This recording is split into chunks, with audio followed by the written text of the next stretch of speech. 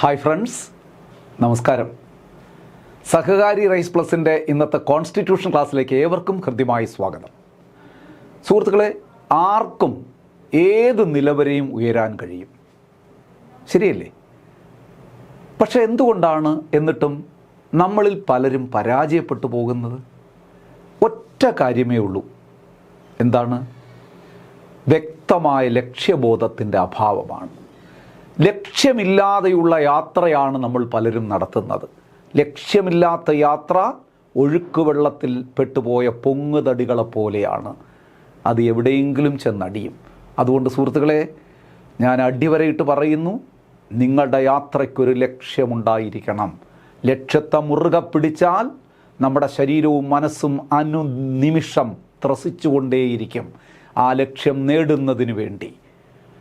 അതുകൊണ്ട് ലക്ഷ്യത്തെ മുറുകെ പിടിച്ച് മുന്നോട്ട് പോവുക. അത് ലക്ഷ്യം ദിശ നിശ്ചയിക്കുന്ന ഒരു കോമ്പസ് പോലെ നമ്മളിൽ പ്രവർത്തിക്കും. നമ്മളെ മുന്നോട്ട് നയിക്കുക തന്നെ ചെയ്യും, നമ്മുടെ വിജയത്തിലേക്ക് എത്തിക്കുക തന്നെ ചെയ്യും. എല്ലാവർക്കും വലിയ വിജയം ഉണ്ടാകട്ടെ എന്ന ആശംസയോടുകൂടി, നല്ല ചിന്തകളോടുകൂടി നമുക്ക് ഇന്നത്തെ ക്ലാസ് ആരംഭിക്കാം. ഇന്ന് പ്രൈം മിനിസ്റ്ററുടെ രണ്ടാമത്തെ വീഡിയോ ക്ലാസ്സാണ്.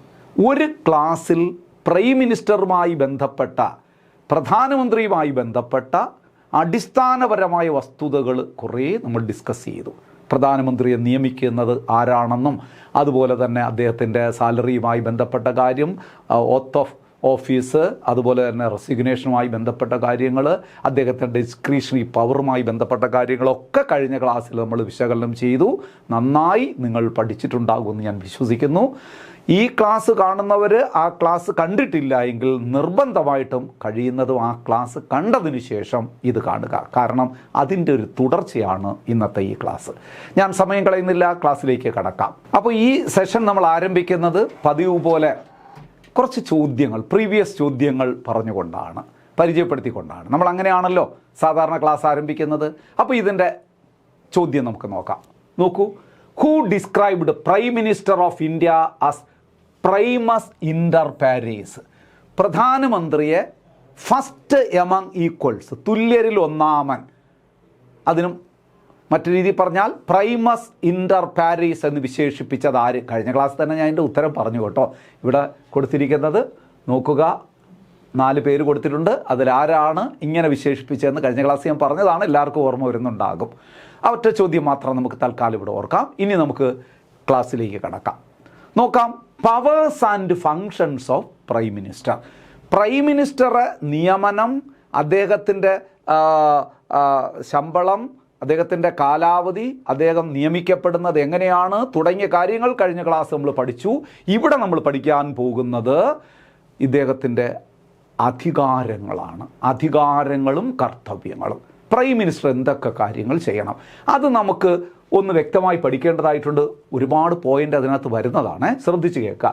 Powers and functions of prime minister can be studied under 4 heads. 4 രീതിയിൽ നമുക്ക് പ്രധാനമന്ത്രിയുടെ ഫങ്ഷൻസ് പഠിക്കണം. ഒന്ന്, ഏതുമായി ബന്ധപ്പെട്ടത്? In relation to the council of ministers. മന്ത്രിസഭയുമായി ബന്ധപ്പെട്ട് നമ്മുടെ പ്രധാനമന്ത്രിയുടെ ചുമതലകൾ എന്തൊക്കെയാണെന്ന് നോക്കാം. മന്ത്രിസഭയുമായി, കേന്ദ്ര മന്ത്രിസഭയുമായി ബന്ധപ്പെട്ട് പ്രധാനമന്ത്രിയുടെ അധികാരങ്ങളും ചുമതലകളും എന്താണ് നോക്കാം.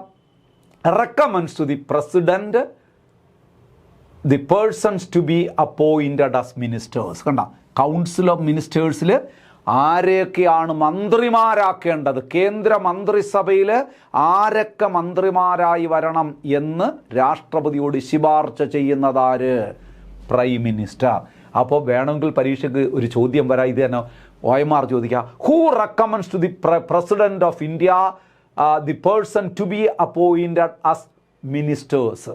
മന്ത്രിമാരായി, കേന്ദ്ര മന്ത്രിസഭയിൽ മന്ത്രിമാരായി ആരെയൊക്കെ നിയമിക്കപ്പെടണമെന്ന് രാഷ്ട്രപതിയോട് ശുപാർശ ചെയ്യുന്നതാര്? ആരാണ്? Prime minister. അത് കൗൺസിൽ ഓഫ് മിനിസ്റ്റേഴ്സുമായി ബന്ധപ്പെട്ട അദ്ദേഹത്തിൻ്റെ ഒരു ചുമതലയല്ലേ? അടുത്ത് നോക്കുക. ഇതെല്ലാം ഓരോ പോയിന്റും വ്യക്തമായി മനസ്സിലാക്കണം. Allocates and reshuffles portfolios among ministers. ഓരോ മന്ത്രിമാർക്കും കൊടുക്കേണ്ടുന്ന പോർട്ട്ഫോളിയോ എന്ന് പറഞ്ഞാൽ എന്താണ്? വകുപ്പുകൾ വിഭജിക്കുക, അതിനെ റീഷഫിൾ ചെയ്യുക, ഇതൊക്കെ പ്രധാനമന്ത്രിയാണ്.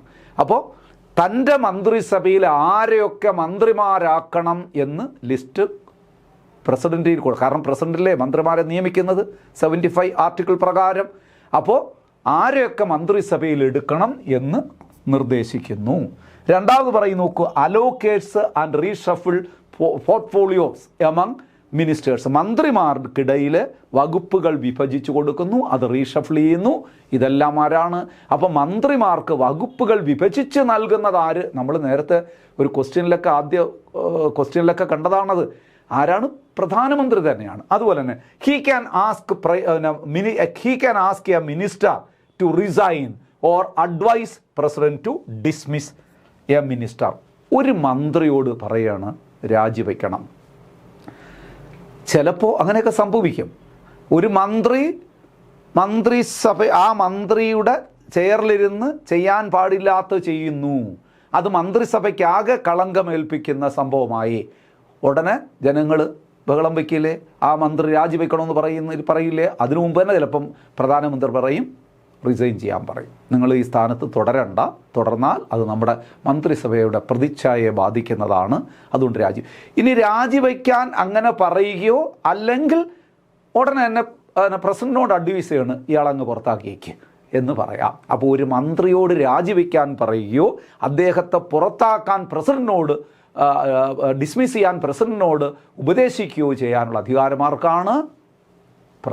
പ്രധാനമന്ത്രിക്കാണ്. അല്ലാതെ ഒരു മന്ത്രി മറ്റൊരു മന്ത്രിയെ പുറത്താക്കാൻ പ്രസിഡന്റിനോട് ശുപാർശ ചെയ്യൂല. അങ്ങനെ പറഞ്ഞാൽ പ്രസിഡന്റ് ഓടിച്ചു വിടും. മനസ്സിലാകുന്നല്ലോ? അതിനാർക്കേ അവകാശമുള്ളൂ? പ്രൈം മിനിസ്റ്റർക്കേ അവകാശമുള്ളൂ. ക്ലിയർ അല്ലേ? 3 പോയിന്റ് കിട്ടിയല്ലോ. അടുത്തത് നോക്കുക. പ്രസിഡന്റ് നോക്കൂ, presides over cabinet meeting and influences it's decision. ഇതൊരു വളരെ പ്രധാനപ്പെട്ടൊരു OMR ചോദ്യമാണ്. Who presides over the cabinet meeting? നോക്കൂ, കേന്ദ്ര മന്ത്രിസഭാ മീറ്റിങ്ങിന് അധ്യക്ഷത വഹിക്കുന്നത് ആര്? ആരുടെ അധ്യക്ഷതയിലാണ് കേന്ദ്ര മന്ത്രിസഭ കൂടുന്നത്? പ്രൈം മിനിസ്റ്റർ അല്ലേ? കേന്ദ്ര മന്ത്രിസഭയ്ക്ക് അധ്യക്ഷത വഹിക്കേണ്ടത് പ്രൈം മിനിസ്റ്റർ അല്ലേ? അപ്പോഴെന്ത് ചെയ്യുന്നു? അങ്ങനെ അധ്യക്ഷത വഹിക്കുകയും ഇൻഫ്ലുവൻസസ് ഇറ്റ്സ് ഡിസിഷൻ. തീർച്ചയായിട്ടും ആ മന്ത്രിസഭ എടുക്കുന്ന തീരുമാനത്തിൽ നന്നായി സ്വാധീനം ചെലുത്താൻ കഴിയുന്നതും പ്രധാനമന്ത്രിക്ക് തന്നെയാണ്. പ്രധാനമന്ത്രിയുടെ അധ്യക്ഷതയിൽ ഒരു മന്ത്രിസഭ കൂടുന്നു. ആ മന്ത്രിസഭയുടെ തീരുമാനങ്ങളിൽ നിർണായകമായ സ്വാധീനമായി മാറാൻ പ്രധാനമന്ത്രിക്ക് കഴിയുന്നു. അതും അദ്ദേഹത്തിൻ്റെ അധികാരവും ഉത്തരവാദിത്വവും തന്നെയാണ്. നോക്കൂ, guides, directs, controls and coordinates the activities of all ministers.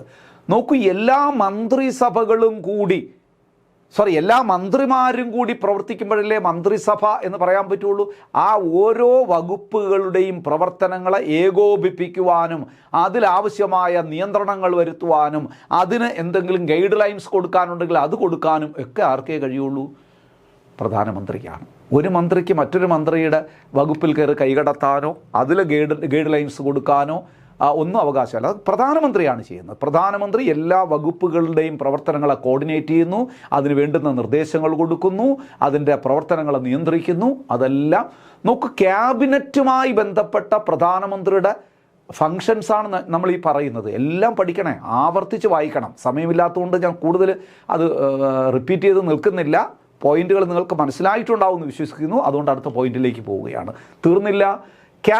Prime Minister can bring about the collapse of Council of Ministers by resignation of the Prime Minister is equal to resignation of the entire council. നോക്കൂ, he can bring about a collapse of Council of Ministers by resigning. മന്ത്രിസഭയുടെ തകർച്ച, collapse, മന്ത്രിസഭയുടെ ഒരു തകർച്ച ഉണ്ടാകുമ്പോൾ സ്വാഭാവികമായിട്ട് ആ മന്ത്രിസഭ അവസാനിപ്പിക്കാൻ ഇദ്ദേഹത്തിന് എന്ത് ചെയ്യാം? റെസിഗ്നേഷൻ കൊടുത്താൽ മതി. ഒരു മന്ത്രിസഭയ്ക്ക് എന്തെങ്കിലും പ്രശ്നങ്ങൾ വരുമ്പോൾ രാജിക്കത്ത് നൽകിക്കൊണ്ട് ആ മന്ത്രിസഭയുടെ പ്രവർത്തനങ്ങളെ അവസാനിപ്പിക്കാൻ ആർക്ക് കഴിയും? പ്രധാനമന്ത്രിക്ക്. അതാണ് ഇവിടെ പറഞ്ഞ resignation of prime minister is equal to resignation of council. പ്രധാനമന്ത്രി രാജിക്കത്ത് കൊടുക്കുകയാണ്. ആരുടെ കയ്യിലാണ് രാജിക്കത്ത് കൊടുക്കേണ്ടത്? പ്രസിഡന്റിൻ്റെ കയ്യിൽ. പ്രധാനമന്ത്രി രാജിക്കത്ത് പ്രസിഡന്റിൻ്റെ കയ്യിൽ കൊടുത്താൽ അതിനർത്ഥം മന്ത്രിസഭ രാജിവെച്ചു എന്നാണ്. അല്ലാതെ പിന്നെ എല്ലാ മന്ത്രിമാരും ക്യൂ ആയിട്ട് വന്ന് നിന്ന് രാജിവെക്കേണ്ട കാര്യമൊന്നുമില്ല. മന്ത്രിസഭ പ്രത്യേകിച്ച് രാജിവെക്കേണ്ട കാര്യമില്ല. പ്രധാനമന്ത്രി ഒറ്റ ഒരാൾ രാജിക്കത്ത് കൊടുത്താൽ മതി, റെസിഗ്നേഷൻ കൊടുത്താൽ മതി. ദി എൻറ്റയർ കൗൺസിൽ റെസിഗ്നേഷൻ കൊടുത്തതുപോലെ തന്നെ പരിഗണിക്കും. ക്ലിയർ അല്ലേ?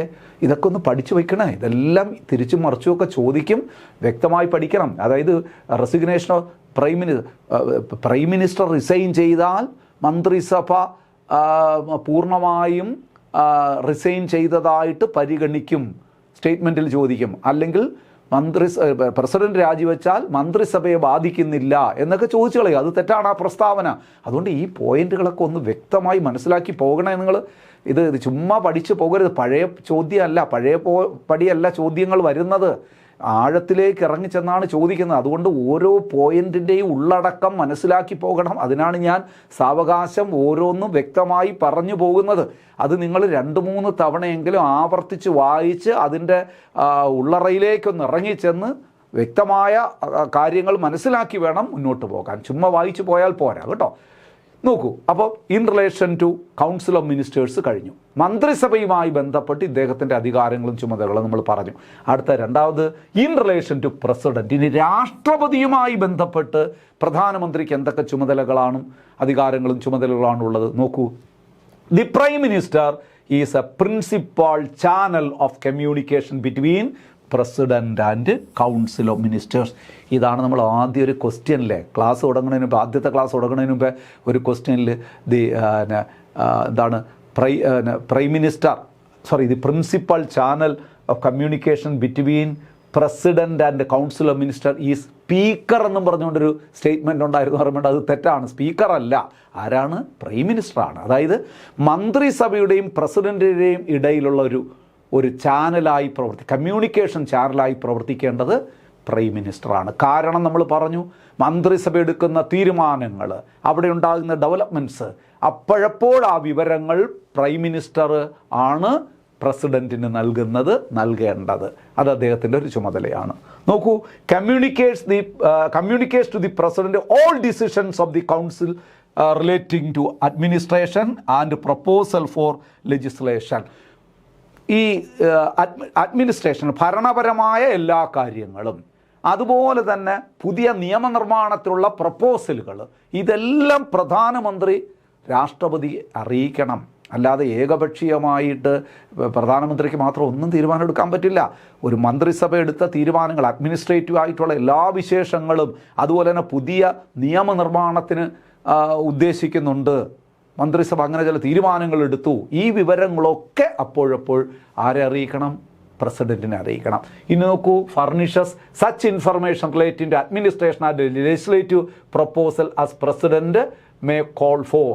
പ്രസിഡന്റ് ആവശ്യപ്പെടുന്ന രീതിയിലുള്ള ഏത് ഇൻഫർമേഷൻ ആവശ്യപ്പെട്ടാലും അത് പ്രസിഡന്റ് നൽകേണ്ടതാണ്. If the president so request submits for consideration of council by matter on which an individual minister has decided but which has not been considered by the council. ഒരു മന്ത്രി തീരുമാനമെടുത്തു, ഒരു വകുപ്പിൽ ഒരു മന്ത്രി ഒരു തീരുമാനമെടുത്തു, പക്ഷെ ആ തീരുമാനം കൗൺസിൽ അംഗീകരിച്ചില്ല എങ്കിൽ പ്രസിഡന്റ് പ്രധാനമന്ത്രിയോട് പറയും, ഇത് കൗൺസിൽ ഒന്ന് ചർച്ച ചെയ്യണം, കൗൺസിൽ ഇത് പരിഗണിക്കണം എന്ന് നിർദ്ദേശിക്കാം. ആ നിർദ്ദേശം പ്രധാനമന്ത്രി സ്വീകരിക്കണം. അപ്പം പ്രസിഡന്റ് ആവശ്യപ്പെടുകയാണെങ്കിൽ ഒരു മന്ത്രി എടുത്ത തീരുമാനം മന്ത്രിസഭ അംഗീകരിച്ചില്ലെങ്കിൽ ആ മന്ത്രിസഭ അത് എടുക്കാൻ മുൻകൈ എടുക്കേണ്ടത് ആര് തന്നെയാണ്? പ്രധാനമന്ത്രി തന്നെയാണ്. അതൊരു മന്ത്രി എടുത്ത തീരുമാനം കൗൺസിൽ ചർച്ച ചെയ്തില്ല എങ്കിൽ പ്രസിഡന്റ് ആവശ്യപ്പെടും അത് കൗൺസിൽ ചർച്ച ചെയ്യണമെന്ന് പറഞ്ഞാൽ അത് ആരോടാണ് പറയുന്നത്? പ്രൈം മിനിസ്റ്ററോടാണ് പറയുന്നത്. അത് കൗൺസിൽ ചർച്ച ചെയ്യണം എന്നാണ്. ഇതൊക്കെ ആരുമായി ബന്ധപ്പെട്ടതാണ്? പ്രസിഡന്റുമായി ബന്ധപ്പെട്ട പ്രധാനമന്ത്രിയുടെ ചുമതലകളാണ് പറയുന്നത്. ഇനി അഡ്വൈസ് ശ്രദ്ധിക്കണം കേട്ടോ, very important. He advises president on അപ്പോയിൻമെന്റ് ഓഫ് ഇമ്പോർട്ടൻ്റ് ഓഫീഷ്യൽസ്. നോക്കൂ, നമ്മുടെ രാജ്യത്തെ പ്രധാന പദവികളെ നിയമിക്കുന്നത് രാഷ്ട്രപതിയാണ്. ഭരണഘടനാപരമായ പദവികളാണ് പലതും നമ്മൾ പറയാൻ പോകുന്നത്. ആ പദവികളിലേക്ക് നിയമനം നടത്തണമെന്ന് പ്രധാനമന്ത്രിയാണ് രാഷ്ട്രപതിയോട് ഉപദേശിക്കുന്നത്. ഏതൊക്കെ പദവികൾ? AG, attorney general of India. Indian ഭരണഘടനയിലെ ഞാൻ നേരത്തെ പറഞ്ഞു ആർട്ടിക്കിൾ 76 പ്രകാരം രാഷ്ട്രപതി നിയമിക്കുന്ന ഒരു ഭരണഘടനാ പദവിയാണ് attorney general, first legal officer of India. അങ്ങനെ ഒരു ഗവൺമെൻറ്റിന് നിയമകാര്യങ്ങൾ ഉപദേശം നൽകുന്നതിന് വേണ്ടി അറ്റോർണി ജനറൽ എന്ന് പറയുന്ന ഒരു നിയമ ഉദ്യോഗസ്ഥനെ നിയമിക്കണം എന്ന് രാഷ്ട്രപതിയോട് ശുപാർശ ചെയ്യുന്നത് പ്രൈം മിനിസ്റ്ററാണ്. പക്ഷെ നിയമിക്കുന്നത് രാഷ്ട്രപതിയാണ്. അപ്പോൾ ഈ ഒരു പോസ്റ്റ്. ഇനി നോക്കൂ, CAG ആർട്ടിക്കിൾ 148 നിങ്ങൾക്കറിയാം. ആർട്ടിക്കിൾ 148 ഇന്ത്യൻ ഭരണഘടനയിലെ 148 വകുപ്പ് പ്രകാരമാണ് comptroller and auditor general of India is appointed by the president on the recommendation of the prime minister. അപ്പോൾ പ്രൈം മിനിസ്റ്റർ പറയുകയാണ്, നമ്മുടെ head of the accounts and audit department of India, ഇന്ത്യയുടെ accounts audit ഡിപ്പാർട്ട്മെൻറ്റിൻ്റെ തലവനായ CAG comptroller and auditor general of India നിയമിക്കണം എന്ന് ശുപാർശ ചെയ്യാം. ഇത് പ്രസിഡൻറ്റുമായി ബന്ധപ്പെട്ട പ്രൈം മിനിസ്റ്ററുടെ ഡ്യൂട്ടിയാണ് ആ പോസ്റ്റ്. ഇനി നോക്കൂ, UPSC അണ്ടർ ആർട്ടിക്കിൾ 315 ഭരണഘടനയുടെ ഈ ആർട്ടിക്കിളും കൂടെ ഒന്ന് പഠിച്ചോളണം. ഞാൻ അതുകൊണ്ടാണ് അതും കൂടെ ഓർമ്മിപ്പിക്കുന്നത് കേട്ടോ. ഭരണഘടനയുടെ 315 വകുപ്പ് പ്രകാരം 315 പറയുന്നത് എന്താണ്? there shall be a public service commission of India and public service commission of state. കേന്ദ്രത്തിനും സംസ്ഥാനങ്ങൾക്കും പബ്ലിക് സർവീസ് കമ്മീഷനുകൾ ഉണ്ടായിരിക്കണം എന്ന് അനുശാസിക്കുന്ന ആർട്ടിക്കിളാണ് ആർട്ടിക്കിൾ 315. അതനുസരിച്ച് രാഷ്ട്രപതി പബ്ലിക് സർവീസ് കമ്മീഷനെ നിയമിക്കും. ഏത്? നമ്മുടെ UPSC union public service commission നിയമിക്കുന്നത് ആരാണ്? President of India. അപ്പോൾ അങ്ങനെ ഒരു നിയമനം ഒക്കെ ശുപാർശ ചെയ്യുന്നത് ആരാണ്? Prime minister. ഇനി തീർന്നില്ല, and finance commission of India article 280 പ്രകാരം ധനകാര്യ കമ്മീഷൻ, കേന്ദ്ര ധനകാര്യ കമ്മീഷൻ നിയമിക്കുന്നതും പിന്നെ ആരാണ്? പ്രസിഡൻ്റാണ്. ആ നിയമനവുമായി ബന്ധപ്പെട്ട് കാര്യങ്ങൾ ചർച്ച ചെയ്യുന്നതും ശുപാർശ ചെയ്യേണ്ടതും ആരാണ്? പ്രൈം മിനിസ്റ്ററാണ്. അപ്പോൾ പ്രൈം മിനിസ്റ്റർ അഡ്വൈസ് ചെയ്യുന്നത് ഏതൊക്കെ നിയമനങ്ങൾക്ക് വേണ്ടിയിട്ടാണ്? നോക്കൂ, നമ്മളൊരു 2-3 കാര്യം പറഞ്ഞു. ഇലക്ഷൻ കമ്മീഷൻ കൂടെ ഉണ്ട്. ഇലക്ഷൻ കമ്മീഷൻ അത് നിങ്ങൾക്കറിയാം, ആർട്ടിക്കിൾ 324 ഭരണഘടനയിലെ 324 വകുപ്പ് പ്രകാരം തെരഞ്ഞെടുപ്പ് കമ്മീഷനെ നിയമിക്കാൻ, ഇന്ത്യയുടെ തെരഞ്ഞെടുപ്പ് കമ്മീഷൻ. നോക്കൂ, നമ്മൾ ഇപ്പോൾ പറഞ്ഞു നോക്കൂ, he advises president on the appointment of important officials including attorney general, CAG, UPSC chairman and members, election commission of India and finance commission. ഇത്രയും പ്രധാനപ്പെട്ട പദവികളിലേക്ക് നിയമനം നടത്താനായിട്ട് രാഷ്ട്രപതി, ഇതെല്ലാം രാഷ്ട്രപതി നടത്തുന്ന നിയമനങ്ങളാണ്. കാരണം ഇത് പലതും ഇതെല്ലാം കോൺസ്റ്റിറ്റ്യൂഷണൽ ബോഡീസും കോൺസ്റ്റിറ്റ്യൂഷണൽ സ്റ്റാറ്റസ് ഉള്ള ആ ഒരു പദവികളും ഒക്കെയാണ് അല്ലേ. അപ്പോൾ സ്വാഭാവികമായിട്ട് ഇവിടെയൊക്കെ നിയമനം നടത്തേണ്ടത് പ്രസിഡൻ്റാണ്. ഇത്തരം നിയമനങ്ങളുമായി ബന്ധപ്പെട്ട് ശുപാർശ നടത്തേണ്ടത് പ്രൈം മിനിസ്റ്ററാണ്. അവിടെ നമ്മൾ പറയുന്ന ഒരു 4-5 ആർട്ടിക്കിളുകളിലൂടെ ഞാൻ അതുമായി ബന്ധപ്പെട്ട് ഇതിനോടൊപ്പം പറഞ്ഞു. അതും കൂടി ഒന്ന് പഠിക്കുക. നമ്മൾ പഠിക്കുമ്പോഴേ അങ്ങനെയൊക്കെ പഠിച്ചു കഴിഞ്ഞാൽ രസകരമാണ്, മറക്കുകയുമില്ല. ഇതൊക്കെ നിങ്ങൾക്ക് അറിയാവുന്ന ആർട്ടിക്കിൾ എന്നാണ് എൻ്റെ വിശ്വാസം. അറിഞ്ഞുകൂടാത്തവർ അതും കൂടെ ഒന്ന് പഠിച്ചു പോകണേ. ക്ലിയർ അല്ലേ? യെസ്. അടുത്ത ചോദ്യം, ഇൻ റിലേഷൻ ടു പാർലമെൻറ്റ്. അപ്പോൾ ആദ്യം പറഞ്ഞ ഇൻ റിലേഷൻ ടു ക്യാബിനറ്റ്, മന്ത്രിസഭയുമായി ബന്ധപ്പെട്ട അദ്ദേഹത്തിൻ്റെ ചുമതലകൾ ആരുടെ? പ്രധാനമന്ത്രിയുടെ. ഇൻ റിലേഷൻ ടു പ്രസിഡന്റ്, രാഷ്ട്രപതിയുമായി ബന്ധപ്പെട്ട ചുമതലകൾ. ഇൻ റിലേഷൻ ടു പാർലമെൻറ്റ്, പാർലമെൻറ്റുമായി ബന്ധപ്പെട്ട് പ്രധാനമന്ത്രിക്ക് എന്തൊക്കെ ചുമതലകൾ? അഡ്വൈസസ് പ്രസിഡന്റ് റിഗാർഡിംഗ് സമണിങ് ആൻഡ് പ്രൊറോഗേറ്റിംഗ് എന്താണ്? the session of parliament, proroguing the session of parliament എന്ന് പറഞ്ഞാൽ നിർത്തിവെക്കുക. പാർലമെൻറ്റ് സമ്മേളനങ്ങൾ വിളിച്ചുകൂട്ടാനും സമ്മണിങ് ആൻഡ് പ്രൊറോഗിങ് പാർലമെൻറ്റ് സെഷൻ എന്ന് പറഞ്ഞു കഴിഞ്ഞാൽ പാർലമെൻറ്റ് സെഷൻ വിളിച്ചുകൂട്ടാനും നിർത്തിവയ്ക്കാനും രാഷ്ട്രപതിയോട് ശുപാർശ ചെയ്യുന്നത് ആരാണ്? പ്രൈം മിനിസ്റ്ററാണ്. അപ്പോൾ ഒരു ചോദ്യം വരും, പാർലമെൻറ്റ് സമ്മേളനങ്ങൾ വിളിച്ചു കൂട്ടുന്നതും നിർത്തിവയ്ക്കുന്നതും ആര്? അത് പ്രസിഡൻ്റാണ്. അതിന് ശുപാർശ ചെയ്യുന്നത് പ്രൈം മിനിസ്റ്ററാണ്. ക്ലിയർ അല്ലേ? നോക്കൂ, he can recommend the dissolution of Lok Sabha to the president at any time. ഏത് സമയം വേണമെങ്കിലും ലോകസഭ പിരിച്ചുവിടാൻ രാഷ്ട്രപതിയോട് ശുപാർശ ചെയ്യാം. അപ്പോൾ ലോകസഭ പിരിച്ചുവിടുന്നതാര്? ഹു ക്യാൻ ഡിസോൾവ് ലോക്സഭ എന്ന് ചോദിച്ചാൽ പ്രസിഡന്റാണ്.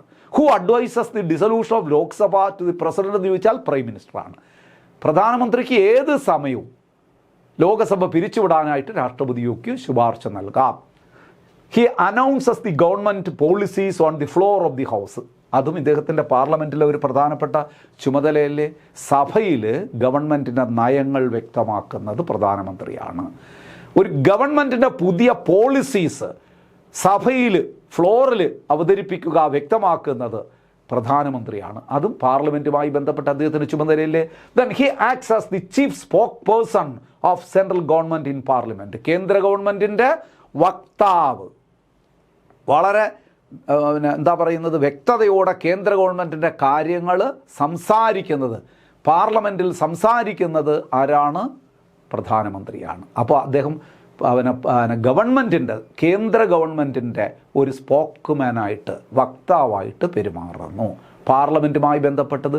ഇനി അതർ പവേഴ്സ് ആൻഡ് ഫങ്ഷൻ. അപ്പം ക്യാബിനറ്റുമായി ബന്ധപ്പെട്ടത്, പ്രസിഡൻറ്റുമായി ബന്ധപ്പെട്ടത്, പാർലമെൻറ്റുമായി ബന്ധപ്പെട്ടതൊക്കെ നമ്മൾ പഠിച്ചു കഴിഞ്ഞു.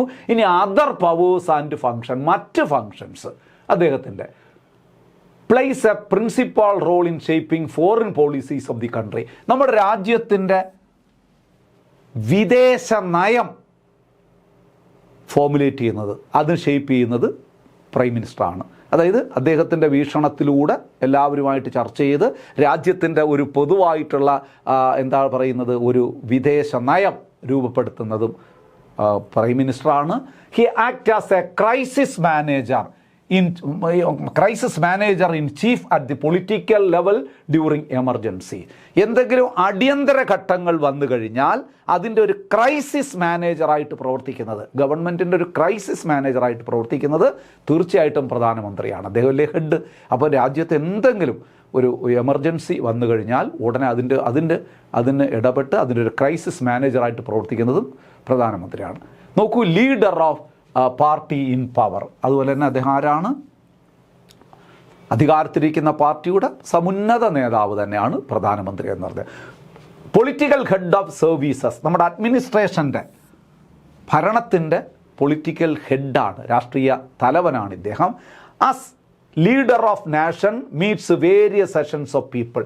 നോക്കൂ, രാജ്യത്തിൻ്റെ തലവൻ എന്നുള്ള നിലയിൽ, എന്ന് വെച്ചാൽ ഭരണത്തിൻ്റെ തലവൻ എന്നുള്ള നിലയിൽ അദ്ദേഹം എന്ത് ചെയ്യുന്നു? പല സെഷൻസ്, നോക്കൂ, പല സംസ്ഥാനങ്ങളിലെ വിവിധ തരത്തിലുള്ള ആൾക്കാരുമായിട്ട് മീറ്റിംഗ് നടത്തുന്നു, കണ്ടുമുട്ടൽ നടത്തുന്നു. And receives memoranda regarding their problems. രാജ്യത്തിൻ്റെ വിവിധ മേഖലകളിലുള്ള വിവിധ തരം ആൾക്കാരുമായിട്ട് ഇദ്ദേഹം ആശയവിനിമയം നടത്തുന്നു, അവരുമായിട്ട് നേരിട്ട് ഇടപഴകുന്നു, അവർ കൊടുക്കുന്ന മെമ്മോറാണ്ടങ്ങൾ സ്വീകരിക്കുന്നു, അതിന് പരിഹാരങ്ങൾ കാണുന്നു. ഇതൊക്കെ അദ്ദേഹത്തിൻ്റെ പ്രധാനപ്പെട്ട ഫംഗ്ഷനിൽപ്പെട്ടതാണ്. നോക്കൂ, he holds charges of any portfolio not specifically allotted to any other ministers. ഇനി നോക്കൂ, വകുപ്പുകൾ, മന്ത്രിസഭയിൽ വിവിധ വകുപ്പുകൾ പലർക്കും വിഭജിച്ച് കൊടുക്കുന്നു.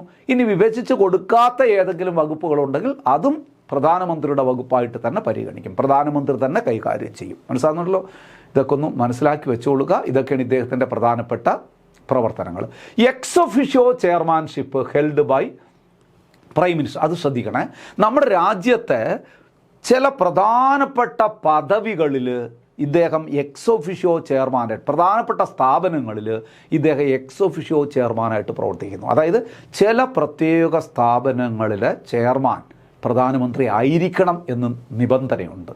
ഒരെണ്ണം ഇപ്പം തന്നെ നിങ്ങളുടെ മനസ്സിൽ വരുന്നുണ്ടല്ലേ, നീതി ആയോഗ്. അത് നമുക്ക് എല്ലാവർക്കും അറിയാം. നീതി ആയോഗിൻ്റെ ചെയർമാൻ ആരായിരിക്കും? പ്രൈം മിനിസ്റ്റർ തന്നെ ആയിരിക്കും. അതുപോലെ അത് മാത്രമല്ല, ഏതൊക്കെ സ്ഥാപനങ്ങളിലാണ് ഇദ്ദേഹം എക്സ് ഒഫിഷ്യോ ചെയർമാനായി പ്രവർത്തിക്കുന്നത് എന്ന് നമുക്കൊന്ന് പരിശോധിച്ച് നോക്കാം. ഏതൊക്കെ സ്ഥാപനങ്ങളിലാണ്? നീതി ആയോഗ്. പരീക്ഷയ്ക്ക് ചോദിക്കും, the chairman of NITI Aayog prime minister പറയണം. അതുപോലെ NDC, നാഷണൽ ഡെവലപ്മെൻറ്റ് കൗൺസിൽ, ദേശീയ വികസന സമിതിയുടെ ചെയർമാൻ ആര്? Prime minister. വേറെ ആർക്കും അതിൽ തലവനാകാൻ കഴിയില്ല. നാഷണൽ ഇൻ്റഗ്രേഷൻ കൗൺസിൽ, ദേശീയോദ്ഗ്രഥന സമിതി, ദേശീയോദ്ഗ്രഥന കൗൺസിൽ, നാഷണൽ ഇൻ്റഗ്രേഷൻ കൗൺസിൽ ആരാണ് chairman? Prime minister, X officio chairman. നോക്കൂ, നാഷണൽ വാട്ടർ റിസോഴ്സസ് കൗൺസിൽ, ദേശീയ ജലവിഭവ സമിതിയുടെ നാഷണൽ വാട്ടർ റിസോഴ്സസ് കൗൺസിലിൻ്റെയും ചെയർമാൻ ആര് തന്നെയാണ്? പ്രധാനമന്ത്രിയാണ്. ഇൻ്റർ സ്റ്റേറ്റ് കൗൺസിൽ, അന്തർ സംസ്ഥാന കൗൺസിലിൻ്റെ ചെയർമാൻ പ്രൈം മിനിസ്റ്റർ. ഇത് പഠിക്കണം, ഇതിലേതെങ്കിലും പരീക്ഷയ്ക്ക് ചോദിക്കും. നീതി ആയോഗിൻ്റെ chairman prime minister, national development കൗൺസിലിൻ്റെ chairman prime minister, national integration കൗൺസിലിൻ്റെ chairman prime minister, national water resources കൗൺസിലിൻ്റെ chairman prime minister, inter state കൗൺസിലിൻ്റെ ചെയർമാൻ പ്രൈം മിനിസ്റ്റർ. ഈ 5 എണ്ണം പഠിച്ചു വെച്ചാൽ ഒരെണ്ണം അതിനകത്തുനിന്ന് വരും. ഇതിൻ്റെയൊക്കെ ex officio chairman prime minister. അത് നരേന്ദ്രമോദി ആയതുകൊണ്ടല്ല, ഏതൊക്കെ വ്യക്തികളാണോ പ്രൈം മിനിസ്റ്ററായിട്ട് വരുന്നത് അവരെല്ലാം ഓട്ടോമാറ്റിക്കലി ഈ സ്ഥാപനങ്ങളുടെ എല്ലാം ചെയർമാന്മാരായിരിക്കും എന്നർത്ഥം. ക്ലിയർ അല്ലേ? അപ്പം പ്രൈം മിനിസ്റ്ററുടെ ആ പവറും ആ ഫങ്ഷൻസും എത്രമാത്രം വാസ്റ്റാണ് എന്ന് നിങ്ങൾ ഒന്ന് മനസ്സിലാക്കിക്കോളൂ. ഇത്രയും പറഞ്ഞപ്പോൾ എന്തെല്ലാം നമ്മൾ പഠിച്ചു നോക്കൂ. ഇനി ഡിസ്ക്രിപ്ഷൻ നോക്കൂ. Opinion of constitutional experts. Prime മിനിസ്റ്ററെ കുറിച്ച് ഭരണഘടനാ വിദഗ്ധർ പറഞ്ഞിരിക്കുന്ന ചില വിശേഷണങ്ങൾ ശ്രദ്ധിക്കണേ, പരീക്ഷയ്ക്ക് ചോദിക്കുന്നതാണ്. Constitutional experts, description of prime minister. നമുക്ക് ഓരോ നോക്കാം. ലോർഡ് മോർലി നമ്മൾ പറഞ്ഞതാണ്, primus inter pares, first among equals. തുല്യരിൽ ഒന്നാമൻ എന്നറിയപ്പെടുന്നത് ആരാണ്? പ്രൈം മിനിസ്റ്ററാണ്. അതിനെ സൂചിപ്പിക്കാൻ അദ്ദേഹം ഉപയോഗിച്ച വാക്ക് primus inter pares, first among equals എന്നാണ്. ഇനി അദ്ദേഹം മറ്റൊരു വിശേഷണം കൂടെ പറഞ്ഞു, keystone of the cabinet arch. Cabinet ആർച്ചിൻ്റെ ആണിക്കല്ലാണ് prime minister. ഇതൊക്കെ ക്വസ്റ്റ്യനായിട്ട് ചോദിക്കാം. Who is the keystone of cabinet arch? Prime minister. Who is first among equals? Prime minister. അതൊക്കെ ചോദ്യമായിട്ട് അങ്ങനെയും ചോദിക്കാം കേട്ടോ. ഇത് വിശേഷിപ്പിച്ചത് ആരാണ്? മോർലി പ്രഭു, ലോർഡ് മോർലി. അടുത്ത് നോക്കൂ, sir William Vernon Harcourt. William Vernon Harcourt അതായത് ഒരു ബ്രിട്ടീഷ് ഭരണഘടനാ വിദഗ്ധനാണ്, constitutional എക്സ്പേർട്ടാണ്.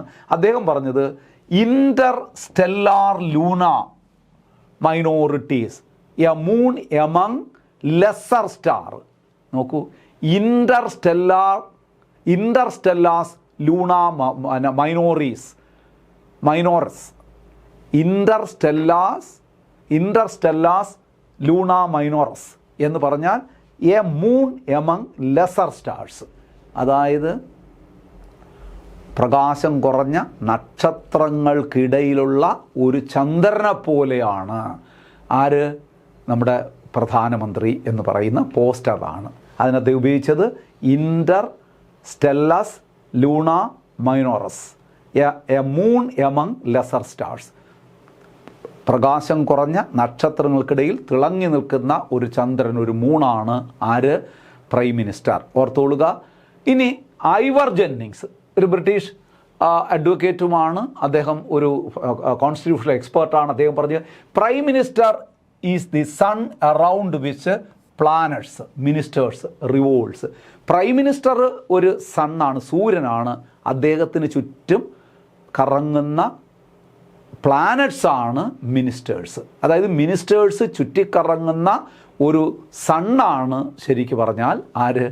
Prime minister. Prime minister എന്ന് പറയുന്ന ആ സൂര്യൻ്റെ ചുറ്റിലും കറങ്ങുന്ന കറങ്ങുന്ന പ്ലാനറ്റ്സാണ്, ഗ്രഹങ്ങളാണ് മിനിസ്റ്റേഴ്സ്. ഇനി അദ്ദേഹം വേറൊരു വിശേഷണം കൂടെ പറഞ്ഞു, Ivor Jennings, keystone of the constitution. Indian ഭരണഘടനയുടെ ആണിക്കല്ലാണ് പ്രധാനമന്ത്രി. ഇന്ത്യൻ ഭരണഘടനയുടെ ആണിക്കല്ല്. നോക്കൂ, all roads in the constitution leads to prime minister. നോക്കൂ, ഭരണഘടനയുടെ എല്ലാ വഴികളും ചെന്നെത്തുന്നത് പ്രധാനമന്ത്രിയിലാണ്. ഇതൊക്കെ അദ്ദേഹത്തിൻ്റെ വിശേഷങ്ങൾ. ഐവർ ജെന്നിങ്സ് ഒന്ന് പഠിച്ചു വെച്ചോളുക കേട്ടോ. നോക്കൂ, അടുത്ത HR.G. ഗ്രീവസ്. അദ്ദേഹവും ഒരു ബ്രിട്ടീഷ് കോൺസ്റ്റിറ്റ്യൂഷണൽ എക്സ്പേർട്ടാണ്. The government is master of country and prime minister is master of government. Government is master of country. രാജ്യത്തിൻ്റെ മാസ്റ്ററാണ് ഗവൺമെൻറ് എങ്കിൽ ആ ഗവൺമെൻറ്റിൻ്റെ നോക്കൂ മാസ്റ്ററാണ് prime minister. Government is the master of country and prime minister is master of government. 5-6 പ്രാവശ്യം ഒന്ന് വായിച്ചു വെച്ചോളുക. അടുത്ത മൺട്രോ, തോമസ് മൺട്രോ, നിങ്ങൾ കേട്ടിട്ടുണ്ടല്ലോ. അദ്ദേഹം പറഞ്ഞത് captain of ship of the state, രാഷ്ട്രത്തിൻ്റെ കപ്പലിലെ ക്യാപ്റ്റനാണ്, രാഷ്ട്രമെന്ന കപ്പലിൻ്റെ ക്യാപ്റ്റനാണ് പ്രൈം മിനിസ്റ്റർ എന്ന് മൺട്രോ ആണ് അഭിപ്രായപ്പെട്ടത്. ഇനി Jawaharlal Nehru, Lynch pin of government, ഗവൺമെൻറ്റിൻ്റെ അച്ചുതണ്ടാണ്. ലിഞ്ച് പിൻ എന്ന് പറഞ്ഞാൽ അച്ചുതണ്ട്. ഗവൺമെൻറ്റിൻ്റെ അച്ചുതണ്ടായി പ്രവർത്തിക്കുന്നയാളാണ് പ്രൈം മിനിസ്റ്റർ എന്നാണ് ജവഹർലാൽ നെഹ്റു വിശേഷിപ്പിച്ചത്. ഈ വിശേഷണങ്ങളൊക്കെ ഒരു 5-6 തവണ വായിച്ച് മനസ്സിൽ ഉറപ്പിച്ചോളുക. ആ ലോർഡ് മോർലിയെയാണ് സ്ഥിരം ചോദിക്കുന്നത്. ഇനി നോക്കൂ, ഇമ്പോർട്ടൻ്റ് ഫസ്റ്റ്, ആദ്യമായിട്ട് വേൾഡിലേക്ക് വന്ന പ്രൈം മിനിസ്റ്റർമാരെ കുറിച്ചൊന്ന് പറയാം. First prime minister in the world, ലോകത്തിലെ ആദ്യത്തെ പ്രധാനമന്ത്രി ആര്? First prime minister in the world sir Robert Walpole, ബ്രിട്ടനിലാണ്. 1721 ബ്രിട്ടൻ്റെ പ്രൈം മിനിസ്റ്ററായി മാറിയ ആളാണ് ലോകത്തിലെ ആദ്യത്തെ പ്രൈം മിനിസ്റ്റർ. അപ്പോൾ ലോകത്തിലെ ആദ്യത്തെ പ്രൈം മിനിസ്റ്റർ ആരാണ്? ലോകത്തിൽ തന്നെ ആദ്യമായിട്ടൊരു പ്രൈം മിനിസ്റ്റർ വരുന്നത് സർ റോബർട്ട് വാൾപോൾ ആണ്. ബ്രിട്ടനിലാണ്, 1721. World's first female prime minister ഒരുപാട് തവണ ചോദിച്ചിട്ടുണ്ട്. ലോകത്തിലെ ആദ്യത്തെ വനിതാ പ്രധാനമന്ത്രി ആര്? Sirimavo ഭണ്ഡാരനായികെ, ശ്രീലങ്കയിലാണ്.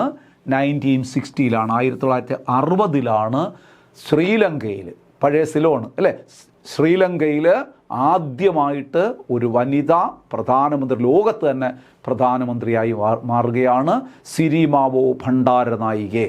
First female prime minister of India. First എന്നല്ല, first and only one female prime minister of India. ഇന്ത്യയിലെ ആദ്യത്തതും ഏക വനിതാ പ്രധാനമന്ത്രിയും ആയിരുന്നത് ആരാണ്? ഇന്ദിരാഗാന്ധി. ഇന്ദിരാഗാന്ധി. ഈ 3 പേരുടെ പേരൂടെ ഒന്ന് പഠിച്ചോളൂ. ലോകത്തിലെ ആദ്യത്തെ പ്രധാനമന്ത്രി ബ്രിട്ടീഷ് പ്രധാനമന്ത്രിയായിരുന്ന സർ റോബർട്ട് വാൾപോൾ ആണ്. ലോകത്തിലെ ആദ്യത്തെ വനിതാ പ്രധാനമന്ത്രി സിരിമാവോ ഭണ്ഡാരനായികെ. എവിടെയാണ്? ശ്രീലങ്കയിലാണ്. ഇനി ഇന്ത്യയിലെ ആദ്യത്തതും ഏക വനിതാ പ്രധാനമന്ത്രിയും ആരാണ് എന്ന് ചോദിച്ചാൽ അത് ഇന്ദിരാഗാന്ധിയാണ്. 1966 ആദ്യമായിട്ട് അവർ പ്രധാനമന്ത്രിയായി വരുന്നത്. അപ്പോൾ സുഹൃത്തുക്കളെ, പ്രൈം മിനിസ്റ്ററുമായി ബന്ധപ്പെട്ട ഇന്നത്തെ ഈ ക്ലാസ്സിൽ നമ്മൾ കൂടുതൽ ഫോക്കസ് ചെയ്തത് powers and functions of prime minister എന്നുള്ള ആ ഏരിയ ആണ്. അതിനോടൊപ്പം കുറച്ച് കാര്യങ്ങളും കൂടി നമ്മൾ പഠിച്ചു വന്നേ ഉള്ളൂ. ഇനി 2 ഘട്ടങ്ങളും കൂടി ബാലൻസ് ഉണ്ട്, എങ്കിലേ പ്രൈം മിനിസ്റ്റർ തീരുള്ളൂ. ഇതേപോലെ കൊച്ചു കൊച്ചു ടോപ്പിക്കുകളായിട്ട് നമുക്ക് പഠിച്ചങ്ങ് പോകാം. എല്ലാം കൂടി ഒരുമിച്ച് ഒരൊറ്റ ക്ലാസ് ആയിട്ട് പഠിക്കുമ്പോൾ സ്വാഭാവികമായിട്ട് നിങ്ങൾക്ക് അതൊരു തലവേദനയ്ക്ക് കാരണമായി മാറും. അതുകൊണ്ടാണ് ഞാൻ ഘട്ടം ഘട്ടമായി പഠിപ്പിക്കുന്നത്. അപ്പോൾ ഇന്നത്തെ ക്ലാസ് കണ്ടുകൊണ്ടിരുന്ന എല്ലാവർക്കും ഒരുപാട് വിജയമുണ്ടാകട്ടെ. നന്ദി. അടുത്ത ക്ലാസ് നമുക്ക് വീണ്ടും കാണാം. Thank you so much. Good bye.